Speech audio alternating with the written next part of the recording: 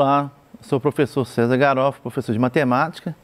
Estou aqui hoje com você para trabalhar com o terceiro ano do ensino médio e nós vamos falar sobre as medidas de tendência central. Na verdade, essa aula a gente vai rever os conceitos que nós vimos nas semanas anteriores e vamos também falar um pouquinho sobre medidas de dispersão. Então, lembrando que as medidas de tendência central são três, média aritmética, mediana e moda.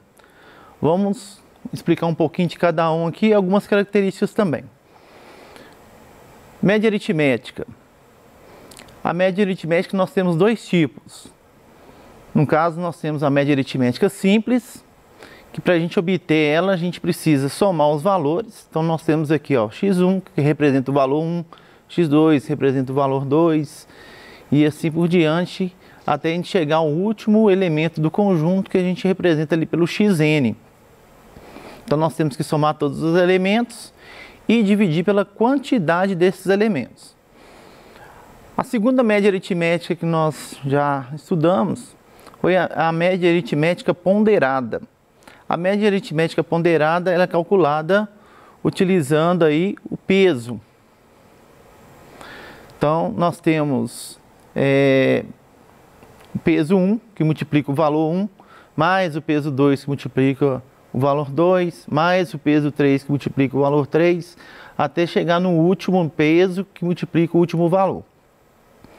E o denominador é a soma dos pesos. Lembrando que o peso, ele, na verdade, ele tem a função igual a de uma frequência absoluta. Né?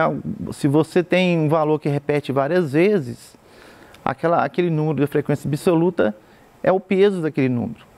Então, o peso é o valor que é a quantidade de vezes que ele vai repetir.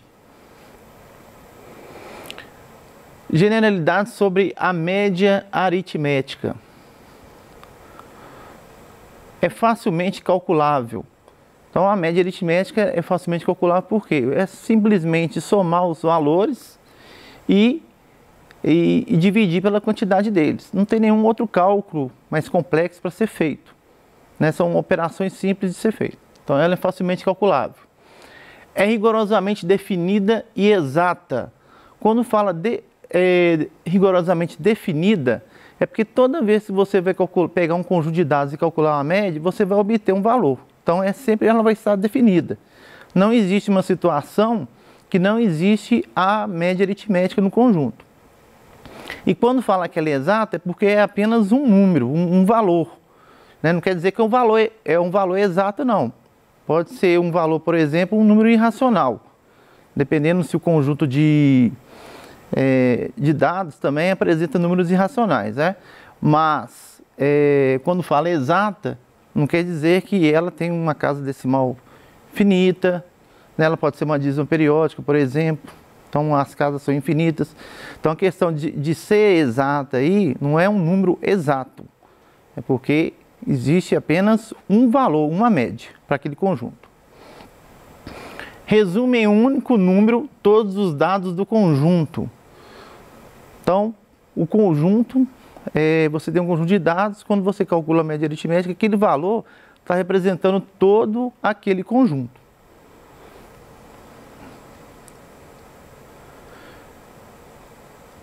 É a medida de posição mais utilizada. Das medidas de tendência central, a mais utilizada é a média. Lógico que a mediana e a moda também são utilizadas, mas a maioria das situações a gente utiliza a média. Ela apresenta um dado melhor sobre o conjunto. Tá? Depende de cada valor do conjunto. Para você obter a média aritmética, você precisa dos valores para você somar e dividir pela quantidade deles. Então, você depende desses valores. É influenciado por valores extremos. Então, quando a gente nós vimos algumas aulas atrás, que quando a gente tem valores extremos, ou o valor que está muito além da média, está muito acima, muito abaixo, ou se a gente pegar o conjunto de dados e a gente tem um valor muito fora desse conjunto da maioria, né? Por exemplo, lá tem valores 20, 23, 25 e tem um valor lá 80. Ele está muito além desses valores. Então ele acaba puxando a média para cima, vai aumentando esse valor. A mesma coisa se eu tenho os valores 20, 23 e tem um valor 0. Ele vai fazer com que a média fique mais baixa. Então esses valores extremos aí, ele interfere no cálculo da média. Não é utilizada para dados qualitativos. Quando você vai utilizar uma pesquisa com dados qualitativos, por exemplo, fazer uma pesquisa de satisfação, a pessoa vai falar se está ruim, ruim, bom ou ótimo. Não tem como você calcular a média aritmética para isso. Então, para dados qualitativos, não é utilizado.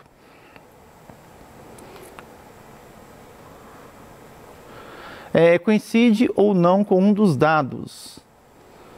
A média aritmética, ela pode coincidir ou não com um dos conjuntos, dos elementos do conjunto.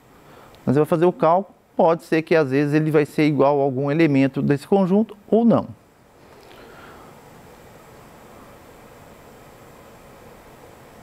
Mediana. A mediana é um valor que ocupa a posição central em um conjunto de dados ordenados de forma crescente ou também decrescente. Quando a quantidade é ímpar, a mediana ela vai ser o valor central. Quando a quantidade for par, ela vai ser a média aritmética dos termos centrais. Vamos lá, falar sobre a generalidade sobre a mediana. Então, a mediana indica a posição onde será encontrado o valor da amostra que está equidistante aos extremos. Então, a mediana, ela está no centro do conjunto, quando ela está ordenado, né? Então, ela está no centro, ela indica, né? Quando fala equidistante, não é equidistante valor numérico. Eu posso ter um conjunto que o menor valor, por exemplo, seja 5, o maior seja 200 e a mediana 50. Aí a diferença numérica seria 45 e 150. Mas não é equidistante dessa forma. Quando falei equidistante, é a questão das posições dos elementos. Tá a mediana no meio, a gente sabe que tem uma quantidade, a mesma quantidade que está à esquerda é a mesma quantidade que está à direita. Ela não é afetada por dados extremos. Se você tem valores além dos que estão mais em comum lá, mesmo se, eu dei um exemplo aqui agora, o 200. Vamos supor que eu tenho lá 50, 53, 52 e tem um 200. Ele não vai interferir no cálculo dessa mediana. A mediana continua lá no centro do conjunto. É necessário a ordenação dos dados. Sempre que a gente for obter a mediana, tem que lembrar disso. Não pode esquecer que os dados têm que ser ordenados.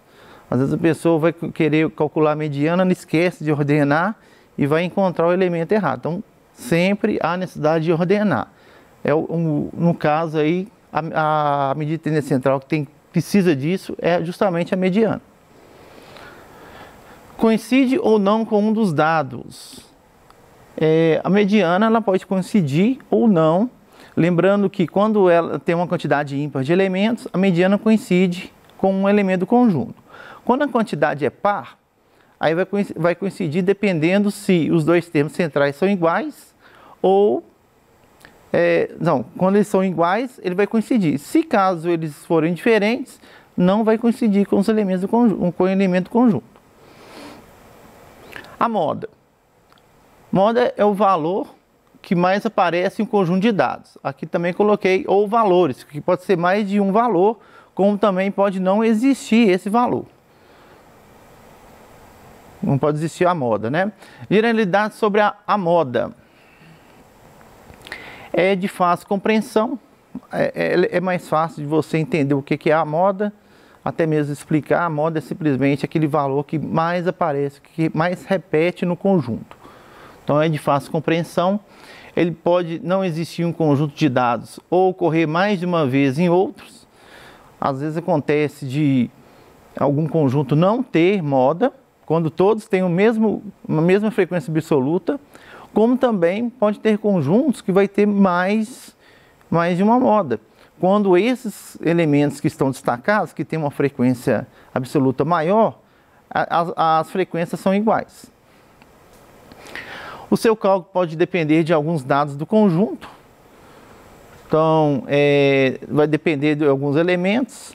Por exemplo, eu tenho lá destacado 2 elementos, mas tem um terceiro que tem 2 com frequência igual a 2 e o quinto elemento lá que aparece uma vez, né? Um terceiro elemento que aparece apenas uma vez. No caso, vai existir 2 modas. Agora, se não tem esse elemento, não vai existir a moda. Então, quer dizer, tem alguns elementos que às vezes interferem, vai depender dos dados do conjunto, de alguns dados. Agora, ela não é totalmente influenciada, ela não é influenciada por todos os dados do conjunto. Não quer dizer que todos os elementos podem influenciar, mas alguns elementos podem influenciar para obter essa moda. E outro detalhe é que ela coincide com um ou mais dados, né? Se a gente tem moda no conjunto, ela vai coincidir com um valor do conjunto. Se tiver mais de um, ela vai coincidir com mais valores dentro desse conjunto. Então é isso, nós vimos aí, né, recapitular um pouquinho sobre medida de tendência central. Agora, até a pedido de algumas pessoas, né, para explicar um pouco sobre medidas de dispersão. Então eu optei aqui em explicar a medida de dispersão usando um exemplo. Eu não vou trabalhar com aquelas fórmulas que aparecem no livro de matemática, não. Acho que da maneira mais prática é mais fácil o entendimento de você. Então, vamos falar um pouquinho sobre essas medidas de dispersão. Então, nós temos aí as seguintes medidas de dispersão.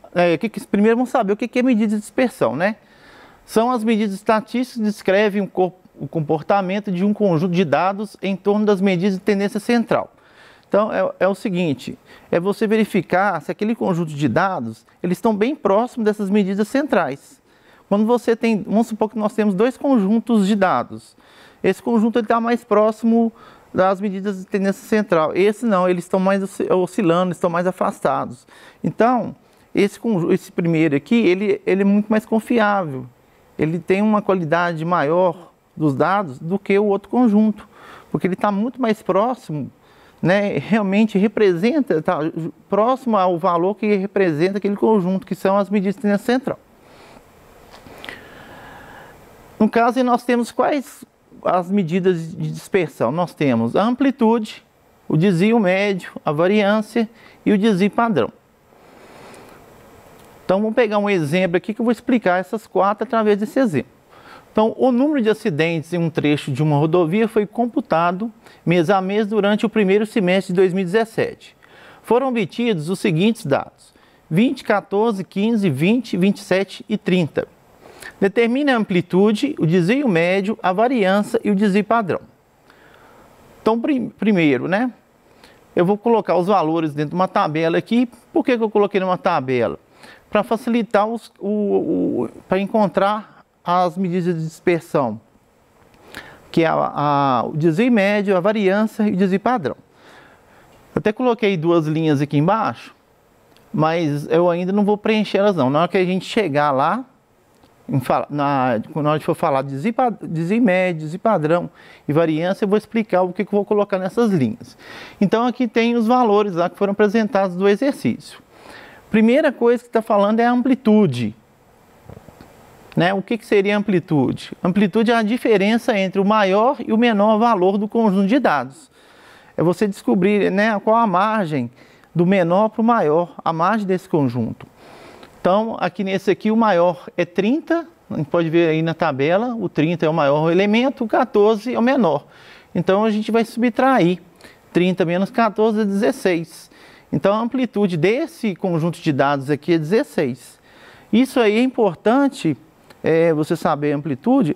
Lógico que a amplitude ela não te dá uma ideia mais, como é que fala? Mais próxima da qualidade do conjunto, mas ele te fala de uma maneira mais ampla. Quando você tem, por exemplo, uma amplitude 16, e se tivesse um conjunto de dados igual a esse, mas a amplitude fosse 5, aí a gente ia perceber que esse aqui está oscilando muito mais do que o outro conjunto. Então a amplitude te dá uma ideia assim, bem ampla de como que está esse conjunto, se ele está muito disperso ou não. Aí antes de a gente seguir para as outras medidas de dispersão, primeiro a gente vai precisar da média aritmética. Então nós vamos calcular a média aritmética daqueles elementos que estão na tabela. Então, somando os valores, 20 mais 14 mais 15, mais 20 mais 27 mais 30, e são 6 dividido por 6, deu 126, dividido por 6 vai dar 21. Então a nossa média aritmética desse conjunto aqui é 21. Vamos lá para o desvio médio então, entender o que é desvio médio. Desvio médio é a média aritmética dos valores absolutos dos desvios. No caso aqui indicamos por DM. Primeiramente, o que seria esse desvio? A gente tem a média aritmética e a gente tem aqueles outros valores que estão na tabela. O que seria o desvio? É a distância que esses valores estão da média aritmética. Né? Então a gente tem que pegar o valor e subtrair pela média. Algumas situações, quando a gente vai subtrair, vai dar um valor negativo. Mas é o que está falando aqui, ó, precisa de valores absolutos. Os valores absolutos eles têm que ser em módulo, ou seja, você vai desconsiderar o sinal negativo. Na verdade, você quer saber a distância entre aquele valor e a média aritmética. Então, a distância do 20 para o 21 é 1. A primeira linha, então, eu vou colocar como desvio. Então, o desvio do 20 para o 21 é 1. A distância do 14 para o 21 é 7. Você pode fazer 14 menos 21, vai dar menos 7. Lembrando que é em módulo, aí vai sair o valor 7, que é a distância do 14 para o 21. O 15, a distância dele para o 21 é 6. O do 20 para o 21 é 1. O do 27 para o 21 é 6 também. E o 30 para o 21 é 9.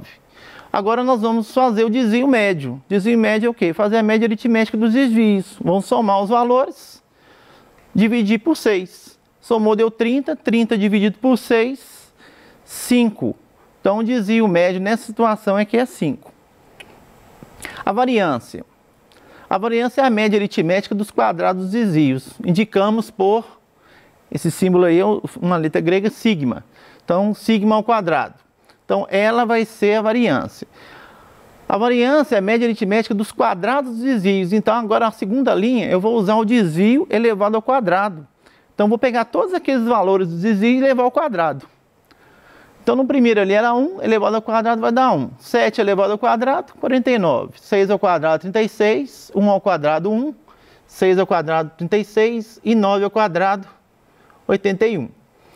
Bem, agora eu vou fazer a média aritmética dos desvios ao quadrado. Então, soma todos os valores. Então, 1 mais 49 mais 36 mais 1 mais 36 mais 81 dividido por 6. Então, nós temos aí 204 dividido por 6, que vai dar 34. Então, a nossa variância é 34. O desvio padrão. O desvio padrão é a raiz quadrada da variância. Indicamos por sigma. Então, o que seria esse desvio padrão? O pessoal às vezes fica, não, como é que faz para calcular isso? Você vai obter a variância e depois que você tem a variância, você vai extrair a raiz quadrada. Na anterior aqui nós vimos que a variância, ela estava medindo 34. Então, para obter o desvio padrão, nós vamos extrair a raiz quadrada. Então, o desvio padrão aqui vai ser a raiz quadrada de 34. E aí que no caso eu coloquei, né, algumas questões aí, por exemplo, algumas provas vão aceitar aquele valor raiz quadrada de 34. Mas resolvendo isso daqui, né, usando uma calculadora, por exemplo, a gente tem um valor aproximadamente de 5,83. Então, isso aí que são as medidas de dispersão. E vale lembrar o seguinte, elas vão medir a qualidade do conjunto. Imagina se eu tivesse todos os elementos igual a 21 aqui. O meu desvio seria tudo zero. Na hora de calcular o desvio médio, também ia dar tudo igual a zero. O desvio ao quadrado também ia ser igual a zero. E, consequentemente, a variância e o desvio padrão também seriam igual a zero. Ou seja, não teria variação nenhuma. Estava mostrando que todos os elementos são iguais. Então, essas medidas são importantes para você ver se o conjunto está oscilando muito ou não e se está bem próximo das medidas de tendência central. Então, é isso aí. Pediram aí medidas de dispersão. Eu expliquei um pouquinho, apesar que não está no nosso PET. Então, deixei a referência bibliográfica que vocês podem consultar no site estudeemcasa.educacão.br. E até a próxima aula.